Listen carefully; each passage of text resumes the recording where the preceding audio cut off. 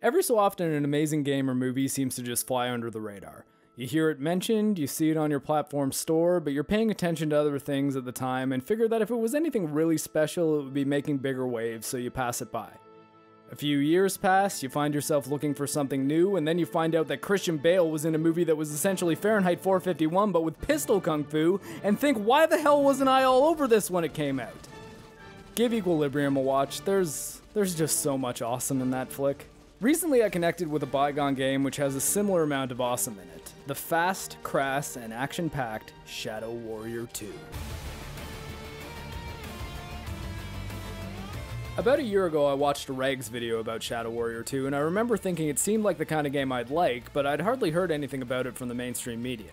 It didn't have a big E3 presentation, it wasn't the subject of an IGN first, and it didn't get so much as a mention at Jeff Keighley's Game Awards. This seems to be the case with a lot of Devolver Digital games, as they tend to run against the grain as a publisher of offbeat indie games. They also spend more time poking fun at the rest of the industry than they ever spend trying to become one of them. If you'd like a citation on that, watch literally any of their E3 conferences. Ladies and gentlemen, what we have shown you here today is only the beginning. Tomorrow's unethical business practices today, the future of video games, and the futures. GOG had the game on sale for $11 Canadian, and remembering that Rags video, I figured, oh, I wanted to play that game. Can't complain for that price. I didn't get 10 minutes into it before my mind was blown by how much the world, or at least I, was totally sleeping on this game. Shadow Warrior 2 is bloody incredible. Shadow Warrior 2 takes the double-jumping, ultra-violent gunplay of Doom, mixes it with the precision-based melee combat of Vermintide, and Diablo's co-op, enemy tiers, and weapon loot, then sets it all to the lowbrow, eye-rolling humor of the Duke Nukem games. Nothing at all is taken seriously in Shadow Warrior 2. The dick jokes are pretty much non-stop, even the protagonist's name is the very on-the-nose Lo Wang, and the game takes every opportunity to use the hero's name as a double entendre. The vast majority of the jokes are very bad, but in a way that creates a style that becomes charming in the same spirit as Duke Nukem or his progenitors like Bruce Campbell's legendary Ash. Who goes the boomstick? See this? This is my boomstick! Shadow Warrior is a series which began as a 3D Realms build engine game, and I won't try to claim hipster credibility on this one because I did not play the original back in the day, but I did play a fair amount of Duke Nukem 3D, and it's easy to see that these two trees sprouted from the same seeds, or boners sprouted from the same Viagra pills.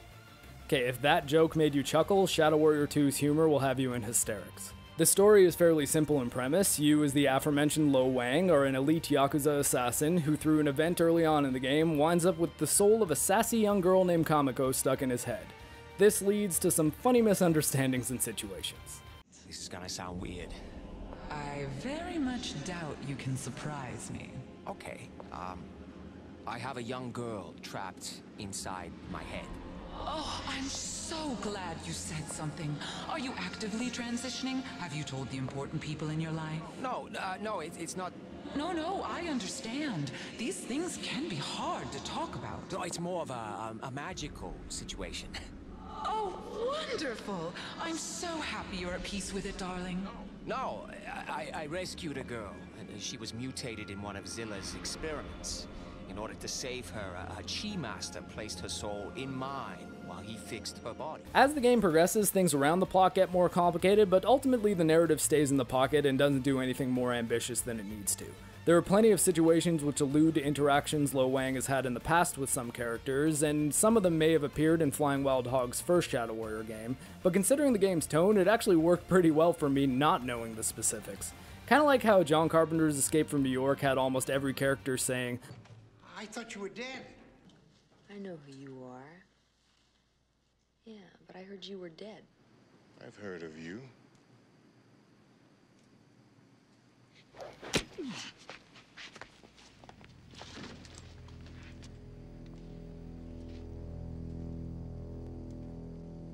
heard you were dead. To Snake Plissken, only if Escape from New York had non-stop dick jokes. If your sense of humor is more refined and you react to lowbrow comedy like Billy reacts to Hawkins jokes in Predator, I'm happy to report that the gameplay in Shadow Warrior 2 holds up very well. There are an assortment of guns, melee weapons, and spells, all of which can be developed to suit your playstyle. 8 weapons can be equipped at any given time, and you aren't locked into having any particular loadout. Can't decide between the pump action or the double barrel shotgun? Why not both? Feel like going mano a mano and equipping 8 melee weapons and no guns? Have at it. Ammunition is divided into a few different types and will draw from the same pools, so it does behoove you to diversify, but the choice is ultimately your own. No matter which weapons you decide to use, you'll likely have to be constantly switching between them and varying up your tactics. The first Shadow Warrior game which Flying Wild Hog and Devolver Digital put out was a linear, level-based game, but the sequel takes a lot more cues from games like Borderlands. The upside to this is that there are numerous side quests and contracts you can do in order to extend the life of the game, which is fantastic, particularly if you've got friends that you can co-op with, unlike me, who played the whole game solo. The downside is that on the Who Wants Wang difficulty that I played on, there is a lot of bullet sponge happening with the enemies. Perhaps it was my long-term stint as a daily Destiny player that primed me for this, but I kinda got into that aspect of it. I'd take on difficult side quests and figure out strategies by which I could take out massive, overpowered bosses using the resources that each level provided, often getting a massive amount of XP and subsequent skill points to play with as a reward. I found that the trick to surviving on this difficulty was to dump as many points as you can into the healing spell, as well as the skills that help you regenerate chi, which are the mana points in Shadow Warrior 2. This will allow you to retreat and heal if things get too hot.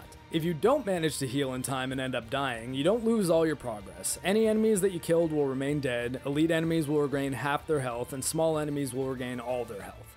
The only downside to you personally is that you'll lose a chunk of your money.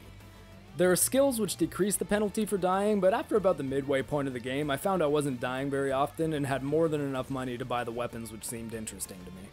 While some weapons will drop as loot, the vast majority of the game's loot come in the form of these upgrade gems, which can be attached to yourself as well as any weapon in the game. This is where the looter-shooter aspects of the game explode, as while there is a shocking amount of weapons to begin with, every one of them can be infinitely iterated on with these upgrade gems. These gems can add all sorts of perks like damage against large enemies, faster reload speed, the ability to deploy a weapon as an auto turret, and several elemental damage types for which enemies will have both resistances and weaknesses to. I tended to spec most of my weapons out with base damage perks towards the beginning of the game, but found that towards the end, having a fire damage weapon, ice damage weapon, and lightning damage weapon in the mix would greatly assist with clearing mobs. I didn't mess with toxic damage though. I spent enough time doing CBRN at work, so chemical weapons really freaked me out. The loadout mix which worked for me tended to be what you'd expect from your standard shooter. I had a pistol, a shotgun, an SMG, a grenade launcher, and an LMG which I used as a turret, and 2 melee weapons. While the guns and projectiles are fine to great as far as how they handle, and anytime they feel weak it can likely be chalked up to their mod gems relative to the strength of the enemy you're shooting at, but where the combat in Shadow Warrior 2 really shines is in the melee weapons. In the first few months that I returned to PC gaming, I almost exclusively used a controller even for first-person shooters, as it was what felt comfortable for me. I hit a wall when I started playing Fat Shark's Vermintide 2 though, as aiming sword swings with an analog stick was not providing the precision necessary for the higher difficulties in that game. Eventually I had to move past Veteran because I'm a purebred alpha Chad, so I bit the bullet, learned how to play with a keyboard mouse, and can't see myself going back anytime soon. Shadow Warrior 2, more than any other game I've played since, uses a very similar system of melee combat. What this means in terms of its effect on gameplay is that your angle of attack matters, particularly when using special moves like the 360-degree area strike, so you're rewarded for having precise control of your sword, swords, or chainsaw. In addition to a functional reward, you also get some spectacular eye candy when you've defeated your target, as each character model uses in-game physics on death to be gloriously dismembered like you're channeling the soul of Beatrix Kiddo. The melee system also provides a means of defense against incoming melee attacks, with the reload button doubling as a parry while you have a sword equipped. My pro tip here is to map reload to mouse 4, making it easier to access that function in a pinch, as while the parry system isn't Sekiro deep, the timing window is pretty tight, so you don't want to quickly stretch to the R key and end up hitting E, T, or 5. I recommend the reload map to mouse 4 for all shooters, except for Ion Fury, which inexplicably doesn't let you map mouse buttons. That game is fun though, and there may be a recommends video on it, as well as a medieval in the future. Remember, I've got a sweet shooth. Mobility adds another layer of awesome to the gunplay and melee combat. Earlier I compared it to Doom, as the double jumping and mantling feel quite a bit like that game, but there's also an interesting system of dashing which sets it apart. It took some getting used to, but shift doesn't make you sprint by default. Instead, it triggers a dash, which can move you in any direction regardless of whether you're on the ground or in the air. This creates a fantastic sense of agility, which you'll be happy to have in your arsenal when the going gets tough, as the on-screen enemy count can reach crazy levels at times. So whether to dodge enemy attacks or aid in a tactical retreat, the dash is a handy tool to have. Also, this is the first game I've ever played where sprint is mapped to a double tap of the W key, and while it took some getting used to, it worked well enough that I'm surprised it's not more common, particularly as it frees up shift for another function. The final pieces of the gameplay puzzle are the spells, which I touched on earlier, and sadly I honestly don't have a lot to report on this front. Perhaps it's because I played on a difficulty which was not intended for first run solo play, but I honestly couldn't imagine investing skill points into anything other than the healing spell. You still organically earn the other 3 spells at their base level, and the spell which has spikes impale small enemies from the ground was helpful in a pinch, but considering I didn't spend too much time playing with them, I don't want to attempt to speak with authority on how effective they are. As far as the technical aspects of the game are concerned, Shadow Warrior 2 is a pretty game which runs nicely.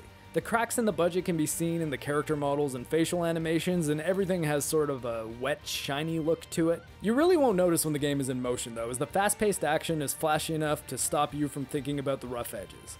Kind of like how ZOE BELL manages to be the sexiest character in a movie which also has Rosario Dawson and Mary Elizabeth Winstead in it. Competency is really attractive to me, what can I say? All in all, Shadow Warrior 2 is a fantastic experience, and if you can cut loose and have fun with the lowbrow humor, select a difficulty level which suits the experience you're looking for, and maybe even team up with a buddy or 3, take MarcTheCyborg's recommendation, and embrace your wang.